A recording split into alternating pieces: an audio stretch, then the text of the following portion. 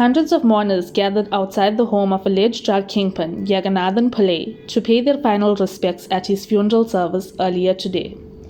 Pillai, who was better known as Teddy Mafia, was gunned down at his home in Taurus Street, Shallcross on Monday, January 4th.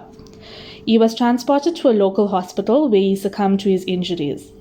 On Thursday morning, before the start of the funeral service, the main roads leading to Teddy Mafia's home were barricaded by Metro Police officers. Scores of policemen and women in uniform stood by and watched the proceedings in close proximity. Scores of mourners screamed in unison, "Viva Teddy Mafia, Viva!"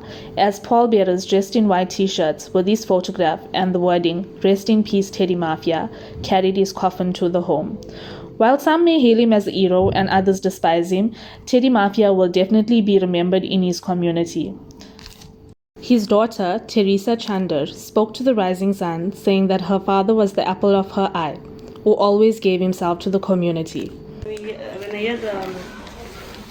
was sitting inside the house and with my baby, and then my father said his friends are coming, must have mineral and all ready for them. Then I think his friends came, then I hit the first shot. So I ran outside.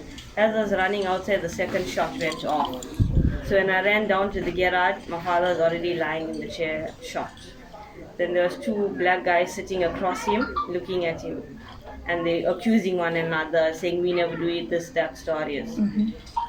Then we rushed my father to the hospital. Then my husband rushed my father to the hospital, and then everything was just, I don't know. My brother was murdered, my cousin brother was murdered, my uncle was murdered. This was all last year. The distraught family of 62-year-old Pillai did not have just a normal funeral service, as he was sent off in a shiny porcelain white and gold-plated coffin. And he was adorned with flashy sunglasses. It was like a social event not to be missed, and even the police were glued to the proceedings. The family described Pillai as a person who was kind-hearted, humble, and a good human being. Pillai loved doing charity work. He used to buy stationery for underprivileged children at informal settlements, supported various organizations, and provided bursaries to deserving children.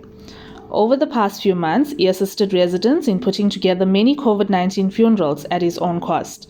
A few days before his death, he planned on starting a drug rehabilitation center. Nikita Chinya, Rising Sun Chatsworth.